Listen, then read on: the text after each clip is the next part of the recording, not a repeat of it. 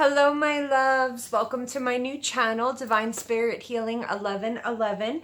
Guys, I decided to start this channel with one of my favorite subjects, okay? For me, spiritual warfare is huge. It's huge. I am Christian, so a lot of this is going to be based off of scripture, okay? You don't have to be Christian to listen to this video. You don't have to be Christian to understand what may or may not be attacking your life. You can place it in different ways, shapes, or forms. You can look at it as, good versus evil. You could look at it as bad karma versus good karma. I explain it this way because this is what I believe in, but I respect everyone's beliefs. So, it doesn't mean because you're not Christian that, this isn't something that you should hear. Okay. So it's not going to be all about the Bible, but I'm going to explain to you how I learned about spiritual warfare. What brought me to the level of looking for God and understanding this battle in my life. And, hopefully I can help you guys get through the same battles that, I went through, okay? Come to a higher level of understanding of what is truly attacking your life so you know how to defend yourself, okay? I mean, at the end of the day, guys, let me just fix this a little bit. At the end of the day, when we're sick and we go to the doctor so the doctor knows exactly what kind of antibiotics to give us, what kind of medicine to give us. So it's the same concept with our lives. You understand? If we don't really know what the problem is, there's no way for us to defend ourselves or to fight against it, okay? So there's a couple of questions before we get into the good juicy stuff. There's a couple of questions, when starting down this path, you want to ask yourself. Number one, are you tired? Are you really tired of losing? Are you tired of falling in love with people that don't love you back? Are you tired of having people in your life that are constantly taking from you but feeling unloved in return? Are you tired of feeling lonely? Do you feel like there's something missing? I'm starting to sound like a commercial, right? All these questions. Are you truly tired? And I don't mean tired like I want to go to bed and take a nap. I mean, is your soul really tired to the point that you are ready to be like, Gina, I will try anything at this point. Just tell me what to do in my life and I will do it to feel better, okay? I reached this point when, I didn't come to Christ. I came to Christ about 4 years ago, okay? And I'm not going to lie to you, when I first came to Christ, I was really, really mad. And I was mad because I didn't understand free will. And I didn't understand the difference between God and Satan, okay? So before we get into the juicy stuff, these are a couple of things that I want to go over so that we have a clear understanding of the good, the bad, and what is truly our responsibility and what isn't. Okay. And then we'll get into the juicy stuff of the spiritual warfare. Okay. So first and foremost, when you come to this place, this of really just having had enough in your life, it's called a spiritual awakening. And whether you believe in Christianity or your own religion or whatever, that is the true meaning of a spiritual awakening. When you start asking, why is this happening to me? What is the purpose of my life? What am I really supposed to do with my life, right? That is actually a spiritual awakening. When you start pulling away from people to try to find different and deeper answers, okay? So let's go ahead and start with free will, okay? So when I first, came to Christ and I started developing an awareness that there was a real issue between good and evil in my life, right? I started getting upset, not understanding, well, if there is really, truly a God, okay, how could he allow so much bad to happen to me? How could he allow so much bad to happen to everybody in the world and all this other stuff, right? I mean, that's a question that's very, very common, okay? And I came to find that the real answer to that question is God gave us free will. Free will, okay? So if we decide to wake up in the morning and we decide to not do... Just look at it this way. Even if we go down to, I believe, a Native American Indian, I believe they do this in wolves. We have good on one shoulder, even on evil on another. And if we wake up in the morning and feed that evil side, more evil will happen to us. And if we feed the good side, more good will happen to us. And this we all know. common knowledge, right?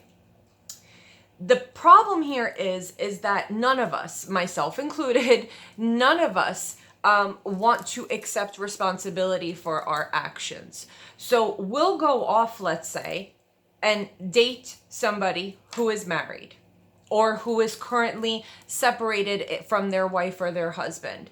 And we get really, really hurt in this process. And then we're like, well, if there's a God, why would he allow this to happen to me? Well, God would not advise you to date someone who's currently legally married.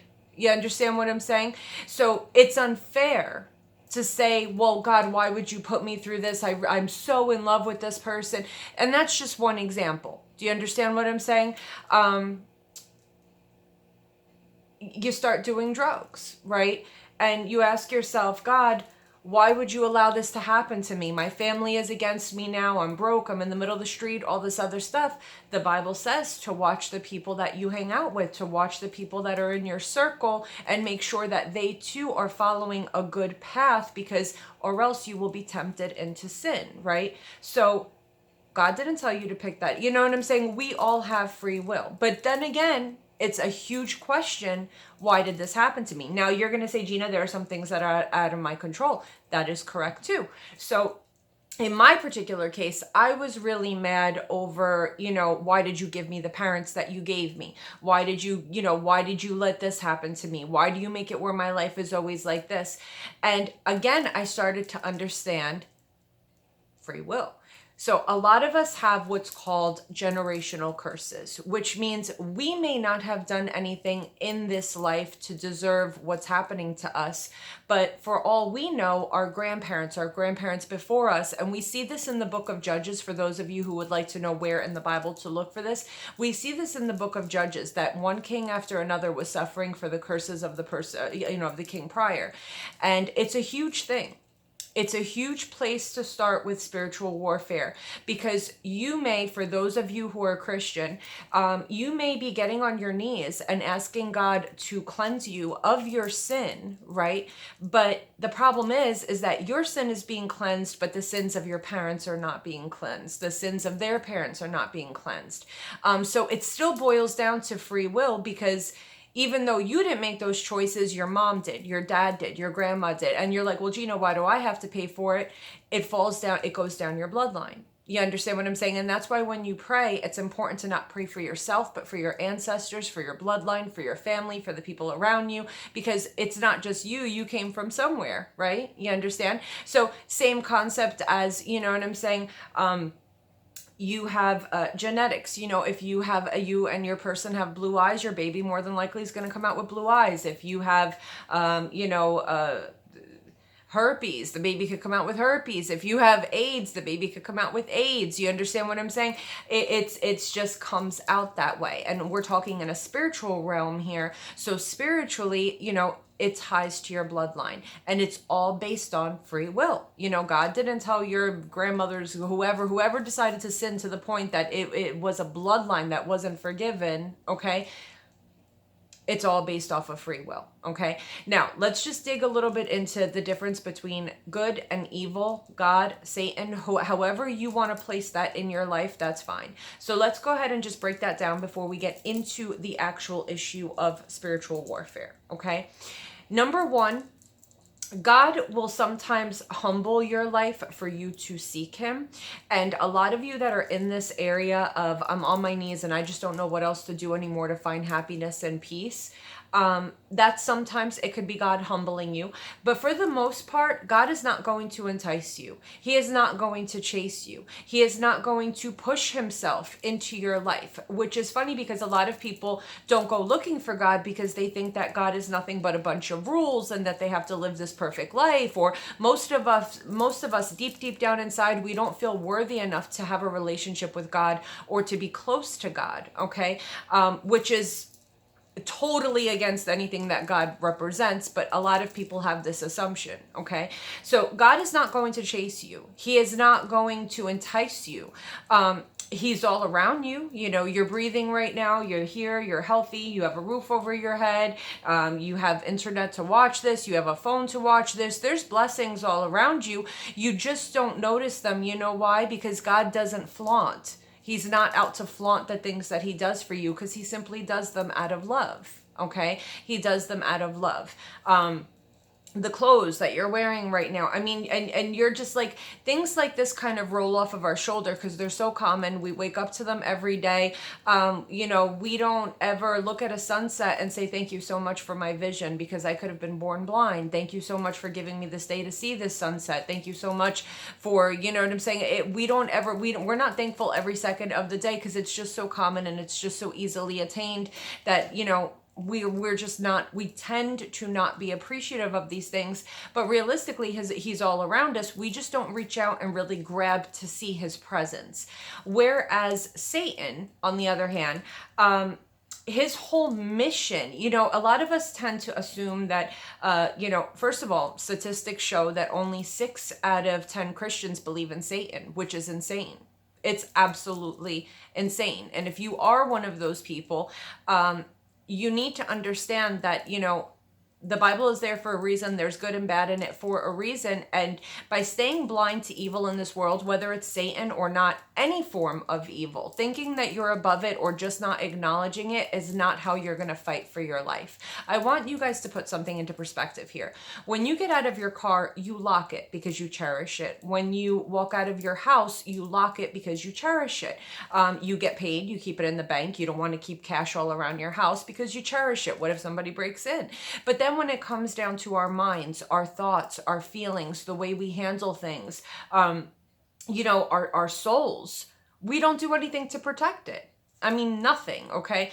Now, some of us have this vision of, you know, some of us feel this way because we don't want to think, you know, we think that Satan is like this guy with a pitchfork and a tail, or, you know, we see these common modern day horns with a goat head. FYI, for those of you who don't know, you know, Satan with this whole goat head crap thing that's happening, it stems from the book of Revelations. In the book of Revelations, that's the last book of the Bible, God puts the sheep to the right, the goats to the left. And from that goats to the left thing, those are non-believers. That's not even Satan. It's just people that don't believe in him or don't believe in, you know what I'm saying? And people took that goat thing and turned it into this whole big devil thing. Let's just put it out there. Satan is an angel. White wings and all. He's an angel. He was actually one of the most beautiful angels. Lucifer is not a scary name. It means morning star. And Satan simply means adversary. It doesn't even mean enemy. It doesn't mean killer, murderer. It doesn't mean any of that. It means adversary. It means somebody that I'm having an argument with. That's all it means. And it's very simple. All Satan is out to do is he wants you to mess up because he wants to prove to God that he was right, that we are not worthy of God's love. That's it. That's it. That's all we're looking at here. Something that simple. Okay. So let me give you an example here. Okay. You wake up in the morning, you're really tired, and your boyfriend, your girlfriend, your person says or does something that really annoys you. Okay. Now you have the opportunity to take a deep breath and, you know, try to show kindness, try to show love, try to be thankful that you even have somebody in your life, that you have love in your life, that you woke up, you have that, like I said, that you've got the roof over your head. We don't wake up with thankful hearts. We don't. I'm 100% Christian. I love my Bible. My nose is always in the Bible. I don't always wake up with a grateful heart. For any of us to say that we wake up every day with a grateful heart, it's bullcrap. We all know it, okay? Some of us wake up in a bad mood. We're not happy that we have to wake up, whatever the case may be. And we take it out on our person, or we take it out on our kids, okay? Now, what happens here is Satan looks up and he's like, well, you see, they're not thanking you for another day of life. They're not thanking you for this. They're not thanking you for that. And what ends up happening is now the day has already snowballed in evil's favor. Do you understand what I'm saying? It's already snowballed in evil's favor. And just think about your day, guys. You ever notice when you wake up, you're late for work, you're annoyed, now you hit traffic, you get even more annoyed, then you get to work, you're all discombobulated, now your boss is really pissing you off, and then from there, you get into another fight with your person, then on the way home, you get into a car accident, then you come home, you burn dinner. Like, you ever notice how it just snowballs? Really just continuously snowballs? That's because you have evil having a field day. Do you understand? Because as soon as they see a crack in your foundation, as soon as you're in a bad mood, and this is why a lot of people tend to think that believing in God or coming to God or being Christian or only, as a matter of fact, a lot of people will tell you, I'm a really good person. I don't understand why bad things happen to me. Well, they happen to you because by being a good person, whether you believe in God or not, you have now made a formidable enemy. Do you understand? A lot of people, I thought that when I came to God, my life was going to be peachy keen, that God was going to sit right next to me with, with a shield, put a bubble around me and protect me from everything. Quite the opposite. Once you open your eyes to the truth, and once you see things for how they really are, once you start to see that spiritual warfare around you, once you have exposed the true enemy in your life, and make no mistake, Satan wants to be invisible. He wants to be. Because if you start to realize that, if you start to acknowledge the evil in your life and you start to work on fighting against it by doing good, that's going to piss it off because it wants to continuously prove to God that you are not worthy of his love. But see, the problem here is for those of us who are Christian, he can prove, Satan, it's important to understand here that Satan can prove things all day long. I'm going to give you an example. I'm sitting on my couch and I just put up my little camera here to try to make a little peaceful setting. I had a crystal thing that fell because it got knocked over from the camera. As I'm speaking to you right now, there's glass shattered all underneath this little table here. The phone fell out of the clip from the thing. Everything Satan could possibly do to frustrate me, for me to say, you know what, I'm not going to do this video. Why? Because evil doesn't want to be exposed. It does not want me to tell you, look at your real enemy. Do you understand what I'm saying? So what ends up happening is once evil grabs that grip on you at the beginning of the day, you're going to notice things start to snowball more and more, and they get worse and they get worse and they get worse. Now you ask, but why does God allow this to happen? Well, again, free will. You can choose to wake up in the morning and have a good attitude. You can choose to wake up and be truly grateful for what you have. In the first book of James, it does tell us that if we wake up with an undeserving heart, that we'll start to see the world in a whole new light, right? So if you wake up in the morning saying, I don't deserve this house, I don't deserve anything, but look at that, God has given it to me, or the universe has given it to me, whatever it is that you want to believe in, now we're so grateful that we're in peace, okay? The devil may have to, Satan may have to work harder to attack your life at this point. But as soon as you start to see, which is what I told you just happened with the camera. You know what I simply say? You're not going to win. Not now, not today, and not later. Because those of us who are Christian realize that this is a losing battle. This is a losing battle because God has already deemed me as worthy. He's already, given his son's life because I mean so much to him. But that's self-love. Okay, so we're going to get into that in just a second. For those of you who are not Christian, I'm not telling you to become Christian. I'm just telling you to pick up your self-worth.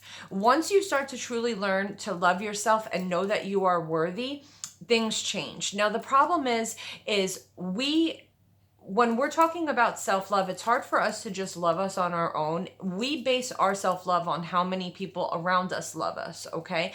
Now, me personally, you can love me, someone else can love me, or whatever. See, but the only solid foundation in my life is God's love. And I know that I have God's love. It didn't happen overnight. It happened over a course of time, okay? But I know that God loves me unconditionally. And because of this, men, women, things that happen in my life, they tend to not touch me as deeply because when I'm wounded, I sit back and I'm like, okay, this is a spiritual attack on my life.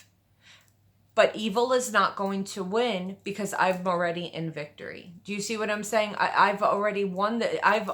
it's so stupid because it's a battle that's already been won. But at the same time, it's something that you have to focus on. So let's just go ahead. I'm going to pull up some scripture to open your eyes a little bit on how things work. So one of my favorite verses, which I'll say on my tarot readings, I am a tarot reader on YouTube. For those of you who are not, a link to my channel on YouTube. John 10:10 says, "The thief comes to steal, kill, and destroy. I have come so that you may have life and have it abundantly." So let's take that one piece of scripture and let's incorporate it in our day when we first wake up in the morning, okay? The thief, evil, whether we want to take it as Satan, whether you want to take it as bad karma, whether you want to take it as whatever you want to take it as, comes to steal your life, to kill your joy, to kill that hope for that day, to see bad things happen to you. So if you are seeing bad things happening in your life continuously, you automatically know that this is an attack on your life. Okay. If you're seeing your health decrease, if you're seeing your finances decrease, if you're seeing that, as soon as you make $10, you end up owing $20, you understand? If you see that something is, your life is constantly being robbed of joy and happiness, if you meet a guy or a girl and they make you super happy and you think you're going to fall in love and then they just ghost you, do you understand what I'm saying? These are attacks on your life. Now, God has come, or I have come, or good has come, good karma, whatever it is that you want to believe in, so that you may live life abundantly. So what this means is if you wake up with an abundant attitude, I have hot water today. Do you know how many people don't have hot water? I am so grateful for this hot water. It's disgusting how grateful I am for this hot water. And once you start developing even if you have little, you have a lot. And once you start developing that attitude of abundance and appreciating the joy and the love that you have in your life, light will start to shine from you. Whether you're Christian or not, you have to admit this. You have to admit to the fact that when you are in a happy mood and your eyes are glowing and you're in a positive mood, people genuinely want to be around you. You're happier with your life. You're happier with the way things are going, okay? But why is it that we only seem to be that way when we get only we have to have a new car. We have to have, found $100 on the floor. It's got to be something so extravagant nowadays for us to truly be happy. You understand? We're never happy with little things. We've become so spoiled with the blessings that we do have. We're just never happy with the little things. But if you wake up with more of a level of abundance, you know what happens? You don't see the small stuff. If you wake up happy to have clothes, you know what's going to happen? You're not going to put on your jeans and be like, "Oh my gosh, is that a little roll there? I'm getting fat. Look at how ugly I look. Look at how disgusting I look. How can my boyfriend really love me? Look at this. I have a roll. I have a this. I have a that. Look at how my butt looks in these jeans." If you're grateful to just have the jeans, you're not going to worry about the vanity aspect. You're just going to be happy. And in turn, that light that glows from your soul and your body is going to be more attractive than if you had an itty bitty little waist. You understand what I'm saying? If you wake up grateful that, you know what I'm saying, you live in a country where you can show your hair as a woman. Okay, there are some countries where women cannot show their hair, and I have nothing against them. Some women that live in those countries are very proud to walk around like that. Some don't like it. Okay, but as a woman who now knows what it is to be free and wear your hair down, be grateful. Be grateful that you have the ability to do your hair. What if you had to live in a lifestyle where you were not legally able to show your hair? And now what happens is, instead of cursing and getting all in a bad attitude because you're having this one little strand that just won't stay down, right? You're more appreciative. And we need to make it a point to do that, because you're leaning more towards feeding that good side versus the evil side. And that is eventually what is going to win at the end of the day. When it comes down to every other problem in your life, if you start with the small things, all those bigger problems in your life will be easier to handle. They will be easier to handle. For instance, if we start with the one little strand of hair that just won't stay down and say, you know what, I'm happy to even have hair. I'm happy that my hair is long. I'm happy that my hair is short. I'm happy that I don't have cancer and I'm bald. I'm happy that I don't live in a country where I have to cover my hair. I'm happy that, you know what I'm saying, I don't live in Africa or Syria where they don't even have water to wash their hair. Do you understand what I'm saying? If you come from a place where you are grateful for what you have, you're going to start taking bigger problems in a different way. For instance, you start dating someone that you really, really like, someone that starts calling you hubby, wifey, really gives you a lot of hope that the relationship is going somewhere. And then you find out that they're cheating, or then you find out that they're married, or then they just stop texting you altogether. You'll be sad for 5 seconds, but you know what? You'll be like, you know what? I'm grateful that this person came into my life. I'm grateful for the time I spent with them. And if God or the universe wants to bring them back to me, great. If not, I'm going to keep enjoying my life, because you're going to be so addicted to being happy that nobody is going to touch your energy. Nobody. You have now learned to protect your mind, to protect your thoughts, to protect your energy by simply focusing on what matters the most. You understand what I'm saying? By focusing on what matters the most. I'm sure you guys have heard of Lamaze, the breathing exercises for when you're having a baby, right? So what do they tell you to do? You're in a tremendous amount of pain, right? It tells you to focus on one area and just breathe. So for those of us that are very, very new to the concept, I'm not telling you to wake up and all of a sudden have a new attitude. Focus on one thing and do it for a week. I'm thankful for hot water. And say that every single day for a week. And do yourself a favor. The thing that you're thankful for, hop on YouTube and see how people live without it. Go and really start looking at YouTube channels of people that don't have hot water. You understand what I'm saying? So, and then the next week, I'm grateful for a car. Start talking to people that have to take the bus to work, 3 hours there, 3 hours back. You may have a jalopy, you may have a car that everything is falling apart, but it gets you there. And if you're thankful for it every single day and take the time out to really look at the people that don't have, you become more appreciative. And now the next week comes, pick another thing. And now as you start to get used to it more and more and more, then start doing it daily. Pick a new thing every day to be grateful for.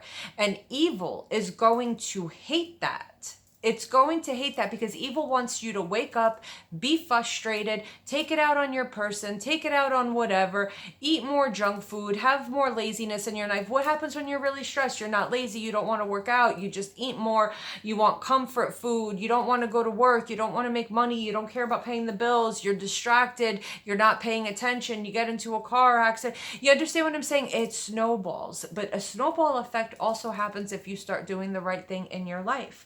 So let's focus on some scripture here that shows us the real attack on our life, okay? Submit yourselves to God, resist the devil, and he will flee from you. James 4:7. This is exactly what we are talking about. For those of you who are not interested in submitting to God, you're not Christian, you don't believe in God, you don't think it's real, that's fine, okay? The point here is, what is God? God is love. God is good. God is kind. So if you submit yourself to these behavioral patterns, okay, the devil will flee from you. Understand that. He will flee from you. That doesn't mean that the things around you are not going to still happen. That doesn't mean that, devil, the Satan, bad energy, negative energy is not going to come at you to attack you from the outside. But it won't matter because inside of you, good, love, and light will prevail. You understand? You have to really understand that concept. When it says here, resist the devil and he will flee from you, that doesn't mean that if I wake up today and I go feed a homeless person that nothing bad is going to happen to me today. No. What that means is if I wake up and I feed this homeless person and I do right by God, or if I do right by being a good person, that means that I have so much joy in my heart knowing that I have fed someone that's hungry, that if I go and I get into a car accident, or if my lights get shut off, or if something happens, I'm going to handle it in a more lighthearted manner. I'm not going to start cursing out and cursing and take it out on my kids, take it out on my husband, take it out at work, take it out on this. I am just going to come from a place of peace, not a place of war. Do you understand? Not to say that war isn't happening around you, but it's how you handle it. So next Bible verse. For though we live in the world, we do not wage war, we do not wage war as the world does. The weapons we fight with are not the weapons of the world. On the contrary, they have divine power to demolish strongholds. We demolish arguments and every pretension that sets itself up against the knowledge of God, and we take captive every thought to make it obedient to Christ. Okay. So what does this tell us, guys? Whether you're a Christian, not Christian, let's just put this in regular context for a second here, okay? If you are spiritual, if you believe in good and bad, if you believe in karma, if you believe in the universe, if you believe in God and Satan, regardless of what you believe in, if you're a spiritual person, then you believe that there's other dimensions here. There is something higher. Okay. And when you're having a bad day, you know that it's not issues of the world. You know that it's a spiritual thing. You wouldn't be watching me if you were just a person that didn't believe in anything. You know what I'm saying? Or if you don't believe in anything, hopefully you do start to see that there may be a tug of war around you, something that's trying to hurt your life. But regardless, the weapons that we need to fight with are not with each other. So therefore, okay, let me explain to you how this works. Let's say you have a small child, and the small child drops a glass of juice on a rug that you just recently purchased. Now, you could take this one of two ways, correct? You could understand that it's just a child, and that even you as a grown adult have spilt things, okay? And you could be kind, and you could be understanding, right? Now, by showing kindness and understanding to that child will now be raised in a kind and understanding and gentle manner or demeanor, correct? Now, if you decide to yell and scream at the child and push him or her away, or spank them, or yell and scream and just beat it to death for an hour, that the rug is ruined and all this other stuff. This is how evil works. Evil actually starts to attack you at a very young age. It sits there, it studies you, it wants to know how it could destroy your life 10, 15, 20 years from now. That's how much time and energy a demon or an evil entity will take to actually study your life, okay? So as a child now, you're sitting there, okay, and you dropped your juice and your parent does this. Now you see how you could feed the good or you could feed the evil. If you feed the evil and this child is now being yelled at and really hurt because it was just a mistake. It was just a mistake to be that yelled at and shamed and maybe even beaten or whatever because of a simple mistake. This child now grows up with pain and resentment in their heart. And they take it out on other people, and them taking it out on someone else is now going to affect you. So as adults now, let's say we're dating, right? And we date this child who now spilled the juice and got yelled at and whatever. And this person holds resentment in their heart. They hold pain in their heart. Do you understand what I'm saying? And now all that negative energy comes out on you, who's a good person. Do you see how it snowballs and it escalates? And this would actually beat the devil. Guys, we're actually going to cut off. I'm going to have to merge these two together. So just give it 1 second. After like 33 minutes, it cuts off. So 1 second. I think it already did it. Okay. So anyways, so this is how evil attacks your life. Do you see what I'm saying? This is how evil attacks your life. So you can choose to do the right thing. You can choose to do the wrong thing. Now, you think as a human being that it's just of the world, but it's not. It's otherworldly. Do you understand? What you're actually feeding is a higher power.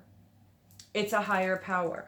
So we have the ability to do the right thing and demolish that stronghold. Now, what a stronghold means in the Bible is it's evil that is setting up house in your mind and in your life. Okay. So you screaming at that child, you're actually creating a stronghold in your child's life. You're creating a memory that really hurt them and shamed them at a very young age that they will now carry with them for time to come.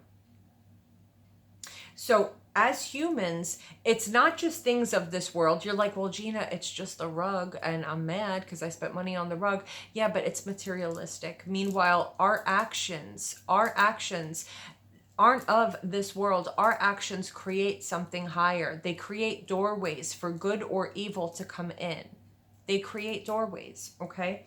Now, what we have here is we demolish arguments and every pretension that sets itself up against the knowledge of God. So if we know the knowledge of God, even if you don't want to know God, you have to know that doing the right thing, being loving, being kind, being whatever, if we acknowledge that kindness, okay, we now have weapons to fight. Something as simple as kissing that child's cheek and telling them that it's okay. We all make mistakes. We all make mistakes. Now what you're doing is you're giving that child the confidence to know that whether they make a mistake, whether they dirty the rug or whatever, they are still worthy of your love.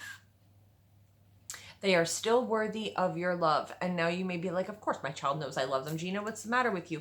But in a child's mind and the way the human psyche works, they feel that that rug is more important than them if you flip out on them like that. And it's these small little things that on a day-to-day basis we don't think about. Why? Because we just got home from work and we're tired and all these things are happening. So the child spills the drink and we're frustrated, so we yell at the child, okay? But we wouldn't have all that frustration if we rewind all the way back to the beginning of the day and started our day with kindness, with being grateful, with being, do you understand what I'm saying? So you wake up with that, all that evil happening around you, and it'll stem to that one event at the end of the day where that child spills that drink, let's just say, and you flip out on that child, and now it causes a stronghold in the child's life. But we have the ability, we have the power to demolish all of that.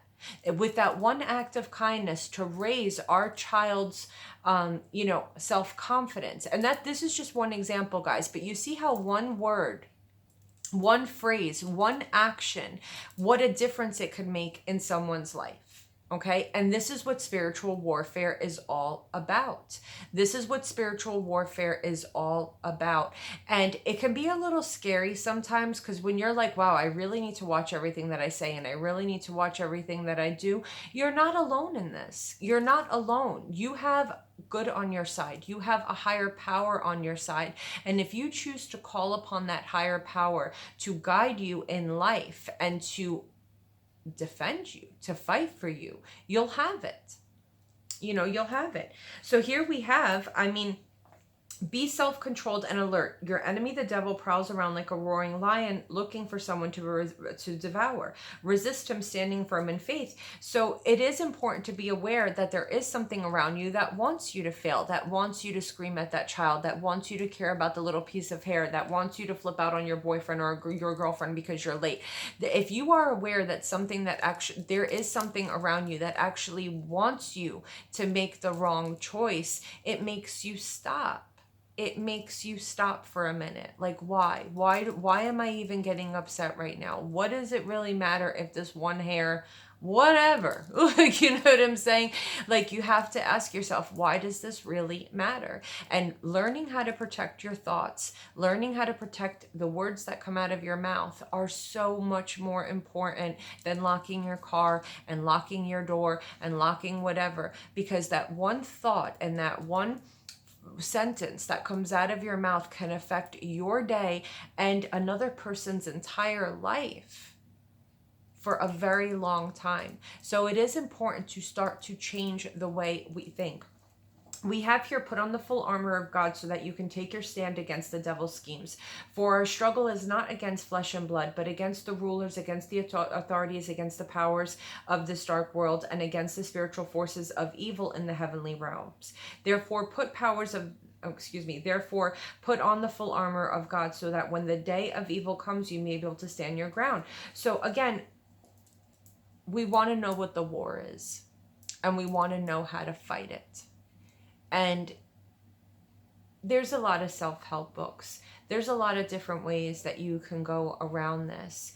But the real answer to this question is to just know that you have something in your life that wants you to be chained to depression, to not feeling well, to not feeling worthy, to not feeling loved, to feeling alone, to feeling like you're ugly, to feeling like nobody wants you, to making you feel unloved and just like everything is going wrong in your life. Because the more you have these negative emotions, the more you will make bad decisions, the more you will think bad thoughts, the more you will say negative things, the more that will happen. So let me tell you, my last marriage was very, very bad. Okay, my last marriage was very, very bad. I don't think that there was a time in my life where I have felt more invisible, more alone, more unloved, more used, taken advantage of. And what was funny is I actually came to Christ when I was in this marriage, and that was so confusing for me. It was so confusing for me because I didn't understand, well, I'm here now, I believe in you, I love you, how are you allowing my husband to treat me like this, right? So what I didn't understand is, again, free will. You know what I'm saying? I had free will on how I wanted to receive his behavior. Do you understand? We can't control how other people act. We can't control the things that happen around us, but what we can control is how we receive it, how we filter the things that come from the outside in. Do you understand? A cow. You take the cow. You want a burger. Do you just cut off a piece of the cow and eat it? No.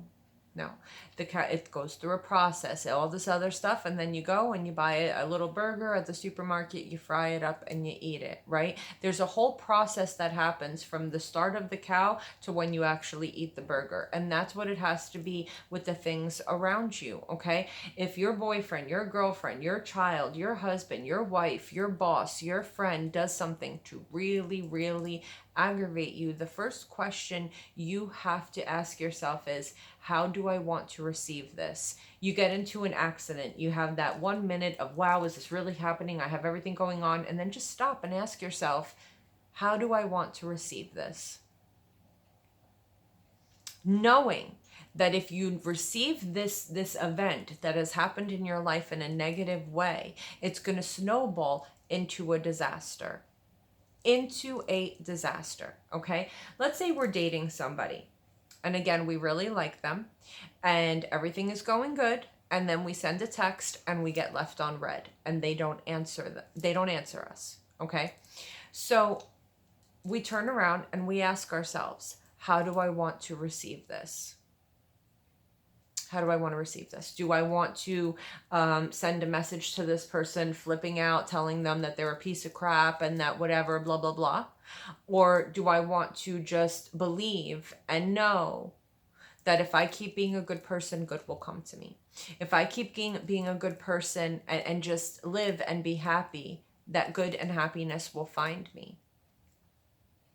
This is truly surrendering to knowing that you can't control what other people are doing. We're so focused on, having this pounding, but I want him, but I want him, but I want her, but I want her, but I want him, but I want him, but I want her, but I want her. We're so pounded on wanting somebody, we don't stop to ask ourselves, why? Why are we so focused on wanting things that don't want us back? I'll tell you why. Because liking somebody and not having them answer you, okay, hurts. It hurts. It's emotionally abusive. It causes your self-esteem. It causes it just causes, as a person, something ugly to happen inside of us. Unrequited love is very ugly, right? So what happens is, from there comes depression, feeling unloved, all these negative thoughts. So you have that concept of good and evil. So let's go back to John 10:10. If this person cuts you off in this way, you have to ask yourself, why is this person or event placed in my life? Do I feel joy right now? I do not. Do I feel loved right now? I do not. Do I feel like, this is going somewhere? Do I envision a future? I do not. So therefore, this is not from God. It's not from God, and it's not from any place good. Do you understand? This person is put in my path by something darker, by something that wants to set me out on a wrong path. Now, the reason why ultimately we don't want to accept this truth is because, again, we have this fixation of wanting what we want, but we don't realize why we want that. We don't realize that, how can I put it? Okay. As I said, you have evil that roams around in your life that wants you to fail, and not believing that God has something bigger for you in place is feeding evil. So when something comes along where it's clear as day that this holds no purpose in your life, but you become obsessive and you want it and you have to have it, and even though, you know what I'm saying, that's evil prevailing. That's you saying, I don't believe that something better is going to come along. I don't believe that God can make something better come along. So you're actually manifesting.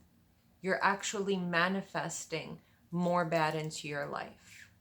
Because you may be manifesting or praying, I want my love, I want my soulmate. But by you not releasing it into God's hands or the universe's hands, you're actually just feeding negative energy, because by you chasing this, it's making you feel worse, because you're not getting anything back. So you're expending a lot of energy into a situation where you're not getting anything back. Have you ever noticed that most bad things you expend? Drugs. You buy drugs, you run after drugs, it takes away your looks, it takes away your health, it takes away everything, it sucks the life out of you. What do you get out of it? Nothing. Because ultimately, the devil is a liar. Satan is a liar. He'll make you feel like you want that drug. He makes you feel like you have to have the drug. He makes you feel like you have to have that guy or that girl, because it's where all your pleasure is going to come from. But what are you getting? Nothing. So you have to learn where the trickster is. You have to learn that you're being tricked into believing that you really, really want something that is not giving you any joy in return. And you have to ask yourself, why do I want this if it's not doing anything for my life? And once you slowly start to come into that pattern, you understand what I'm saying? You'll get it. If you're walking down the street and a guy comes out of nowhere and that tells you, hey, listen, you should go down this dark alley, would you go? No, because you'd be like, oh my gosh, this person is going to rob me or rape me or whatever, right? So you have to start looking for these spiritual signals in your life. Okay, you have to start looking for the spiritual signals in your life that are giving you warning bells and saying that this isn't right. And I know everyone has them, because as a tarot reader, I get it all the time. Why won't he call me back? This doesn't feel right. I know we're going to get back together. I know we're meant to be together, but I'm really suffering right now. Deep down inside, you have to know that if someone cares about you, if you're suffering that much from being away from this person, if they're not as suffering as much as you, then no, it's generally not meant to be. Then no, you should just move on, and knowing that what's meant for you is meant for you. And if you truly look at things in black and white like that, and start protecting your life and your energy from your friends, your family, you understand what I'm saying? Because you have to understand, evil is going to use the people closest to you to try to get you to fail. Okay? So if you're falling in love with a guy, or you're falling in love with a girl, and you're really happy, they want to steal that happiness. Demons, evil, negative energy, people that are jealous of you, they want to steal that happiness. They want to steal it. But if you protect yourself spiritually to the point that when a person you're dating gets taken away and they ghost you and you still have your love and your light, guess what demons do? Guess what evil does? It says, okay, well, this isn't really going to bother, this isn't bothering them. And it stops. And it stops. If you're out to hurt somebody and you realize that what you're doing to hurt them isn't bothering them, you may move off and try something differently. So if your love life is affected, if you keep dating people, falling in love, and it doesn't work out, start handling the loss in a different way. Start understanding that, you know what, this didn't work out. It's for the best. It wasn't for me. It wasn't bringing me joy. Something better will come. And if you truly believe that with all your heart, and the evil in your life starts to see that it doesn't affect you anymore because you have truly surrendered to a higher power, to knowing that you are love and what's meant for you is meant for you. If you don't fall into heartache, depression, if you don't let it affect your self-esteem, if you know that you are loved and you know that you are worthy, it'll literally stop happening, because evil doesn't want to waste its time. It may find a different way to attack you, but you'll be ready for that too. You'll be ready for that too. I have told you these things so that in me you may have peace. In this world you will have trouble, but take heart, I have overcome the world. So here what God is telling you is that you can't stop evil. I mean, the world that we live in is the devil's playground. Do you understand what I'm saying? You can't stop evil from happening, but you can receive it in a different way. You can receive it the way God explains you should receive it. And if you follow that instruction, it will work. Your life will just simply be better, okay? And, some of us are like, no, I don't want to conform to that. Some of us are like, no, God doesn't know what he's talking about. God, you know what I'm saying? All this other stuff. But I don't understand what the complication is, because if we buy a video game that comes with an instruction manual, we're more than willing to read that manual and follow directions piece by piece by piece. We go dye our hair. We're willing to open up the instruction manual and follow it to the T so that our hair comes out nice. Why are we so against opening up a Bible or opening up, something that is religious, that has a sense of good to it, and saying, you know what, I'm going to try this for a little bit. I'm going to try following these instructions for a minute to see if it could help my life. Why do you think a lot of people are so against that? Because deep down inside, you have no protection of your thoughts and your soul. So you have evil coming in telling you, well, you don't want to conform to that. You don't want to submit to that. But the real fun of it is, when you're Christian and you have faith, you don't have to conform to anything. You just have to believe and know that God loves you. Know that he died to forgive your sins. My God, as a Christian, doesn't tell me to do anything other than love him and worship him and to love the people around me. To believe that he loves me back. That's all my faith is. Look at how big this is. I call this Bible. Sorry guys, it's gonna be a little shaky. Buddy, stop. I call this Bible my beast. Okay, look at how big this Bible is. This is an instruction manual. It's all it is. It's an instruction manual that tells you how to handle things in your life. Yet the average person would call me a Bible thumper, or would call me a Bible pusher, or whatever. It's so many Jesus fanatic or whatever.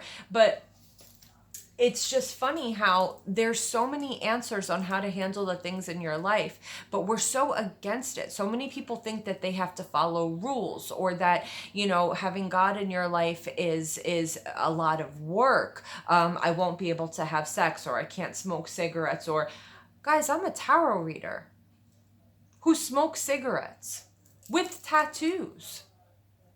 And yet here I am with a Bible next to me. I love my God, and I know he loves me back. And I have had actual other Christians try to attack me for what I do for a living. I know that is evil trying to get in the way of my blessings, evil trying to steal my joy. I started doing tarot readings about 8 months ago. I have a following of 60,000 subscribers. If you're watching me now, you probably are watching this because you know me from tarot reading. So before I started tarot reading, I was about to join the Nazarene Bible College. I wanted to be a preacher. Joyce Meyer is one of my biggest idols, okay? And she's fantastic. If you want to learn how to protect your thoughts, definitely buy a book of hers, okay? But that was my goal. And then, I financially, I had to kind of, I needed help financially. So I started tarot reading again. But look at how God works in mysterious ways. He brought me from the Nazarene Bible College to reading tarot cards to all the way here to now I'm telling you about spiritual warfare. You see what I'm saying? And I'm not, if I would have allowed all those other Christians and all those other people, if I wouldn't have filtered what they were telling me, if I would have taken it in a different way and felt ashamed for being a tarot reader, I wouldn't have the privilege of communicating this to you today. Do you see what I'm saying?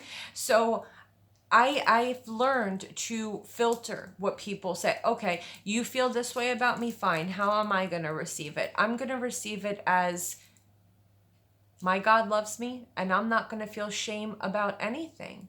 I'm not going to feel ashamed about anything because Jesus did not die for me to feel ashamed. And this is where you see how your spirituality and having faith and believing in a higher power, how much self-love that brings you. Now, when these people who are Christian that came to me and they want to turn to me and say, you're a tarot reader, you should be ashamed of yourself, this, and that. If I would have let that affect me, I would have lost so many people that I have helped in so many different ways. I would have lost blessings, time, money, attention, people, just look at how blessed I am, how much love I receive. I get emails on a daily of I'm praying for you. I would have lost people praying for me. I would have lost the joy of getting to know you guys. I would have lost the joy of having this moment in time to talk to you. But you see how important it is to know how to receive the outside world, how to filter what's happening around you and before it comes into you. So just picture a big wall around you. Just like a filter from a fish tank or a filter from anything, just a filter. Before anything touches you, before anything touches your body, filter it and ask yourself, how do I want to receive this? How do I want to receive it? I believed at the time when people used to, come down on me for being a tarot reader, that there was a higher purpose. God had a plan. I'm happy. I love my God. My God loves me. If you don't like it, now you see that's on them. As Christians, they want to judge other people, whatever. They're feeding into a darker side. Do you understand what I'm saying? And that's going to frustrate their day. And that's the difference between being protected and not being protected. As a Christian, I don't judge you for anything that you do. I don't judge you for anything that you say. I don't judge you for anything at all. My job here is to just show people that there is good in the world, there is evil in the world, and how to protect your energy. And that is what true spiritual warfare is. Every little event of every moment of the day is a test on who you're going to choose, how you're going to react. How am I going to receive this? Okay. My dog just barked. My neighbor was outside. I'm on here. I could have paused this and gotten frustrated and yelled and screamed and done all of this and gotten back on here and been so frustrated and not knowing what I'm going to say. But if you receive the things around you, the frustrations around you, if you receive them in a loving and lighter way, your whole life is going to change. And I mean, really, your entire life is going to change. So guys, I feel that, I don't want you to feel like, well, Gina, I'm not Christian. I don't believe in God. So what do I do now? Again, still use your filter. Look at it as good vibes and bad vibes. And you have to put a shell around you. And every little thing that happens, you have to ask yourself, how do I want to receive this? And not just bad things, but when you're in the shower, ask yourself, how do I want to receive this shower? I'm going to receive it with joy. I'm going to receive it with appreciation. I'm going to get dressed today. How do I want to receive putting on these clothes? Do I want to complain about how fat I am and how bad I look and how this and how that? Or do I want to receive it with joy that I'm able to stand and put on my clothes, that I'm not a paraplegic, that I'm not paralyzed, that I don't live in a world where all I have is a cloth to wear? Or you understand what I'm saying? Like, how do you want to receive it? And you know, start asking yourself, you know what I'm saying? You're sitting in traffic, ask yourself, how do I want to receive this? There are people that don't have cars. There are people that don't have jobs. There are people that can't drive. They lost their eyesight. I mean, there's so many, you know, ask yourself, good and bad. At least, you know, I know you're not going to remember every moment of the day, but try at least twice a day, 2 events a day. How do I want to receive this? And it should be a question that you ask yourself before you speak, before you react to anything. And you will slowly but surely start to see some truly amazing changes happening in your life. Like I said, I'm Christian, so I see things from a very spiritual and biblical point of view. But whether you're Christian, whether you're a different religion, whether you're spiritual, whether you don't believe in God, the devil, or anything at all, you have to admit that good and bad does happen in the world. And you have to admit that our actions and the way we react to things, not the things that are done to us, because I promise you guys, people are always going to do bad things to us. You could be in a really toxic relationship and be getting out of it. And I guarantee you, I've been married 4 times, guys. I can guarantee you that the next person that comes along, they're going to have issues too. You're going to get hurt by that person too. Something's going to pop off with that person too. The question is, if you start asking yourself, how do I choose to receive this? Things will change. Now, here's the funny thing. When a guy or girl ghosts you, if you truly cut that energetic cord and you're like, listen, it is what it is. Thank you for stopping by. I'm good. I'm so in love with who I am and how I react to the world and to things. What's funny is that person will start to get curious as to why you're not trying to reach out to them, and they'll come back to you. You'll be inviting more blessings into your life because you're following the right path. Do you understand what I'm saying? You'll be inviting more joy, more love, more passion into your life because you're on the right path.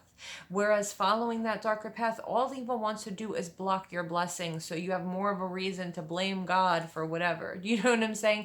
So it is real. We're going to I'll do another video about this, but I think the main goal here is to ask yourself how you want to receive the things happening in your life, and understanding that there is a force in your life that wants you to be in a bad mood and that wants to see you in pain, because it'll affect your life and the life of those around you. Okay? I love you guys. I hope you enjoyed, and I'll see you soon. Bye.